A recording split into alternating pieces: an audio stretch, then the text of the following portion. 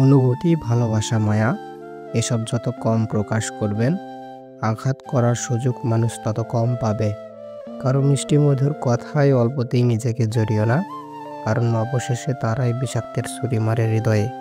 কতটা খারাপ লাগে তাই না, যখন আপনাকে কেউ মিথ্যা বলে কিন্তু আপনি সত্যিটা জানেন।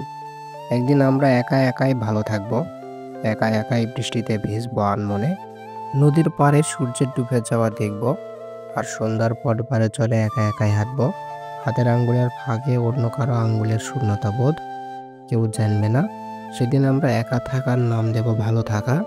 আমরা নিজের সাথে নিজে কথা বলা শিখে যাব, নিজেই হব নিজের প্রিয়জন, কাছের মানুষ আমাদের, ভালোবাসার কাঠ গোলাপেরা। আর আমাদের ভিনদেশি তারা একা রাতের আকাশে ভালো থাকবে, খুব ভালো থাকবে সেদিন। যতই কঠিন সময় আসুক, কখনো হেরে যাওয়ার আগে হতাশ হতে নেই। যেখানে হার নেই সেখানে কখনো জয়ের স্বাদ পাওয়া যায় না।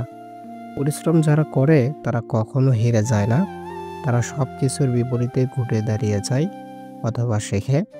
যার ভেতরে লক্ষ্য থাকে জয়ের, সে কখনো পেছনে তাকায় না। কখনো কঠিন সময় আসলে থেমে যেতে নেই।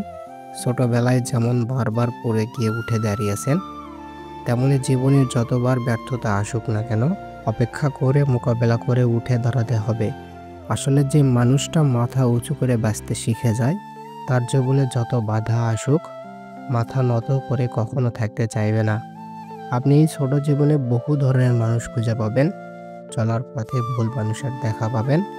সবার আপনি বন্ধু বা আপন হতে পারবেন না, সবাই আপনার প্রয়োজনে পাশে থাকবে না। তাই সফল হতে হলে, ভালোবাসা অর্জন করতে হলে পরিশ্রম করেন। জীবনে মানুষ হাঁটতে হাঁটতে জিতে যায় একটা সময়ে, জীবনে বারবার প্রতারিত হওয়া মানুষটাও ঠকে যাওয়ার পরেও জিতে যায়।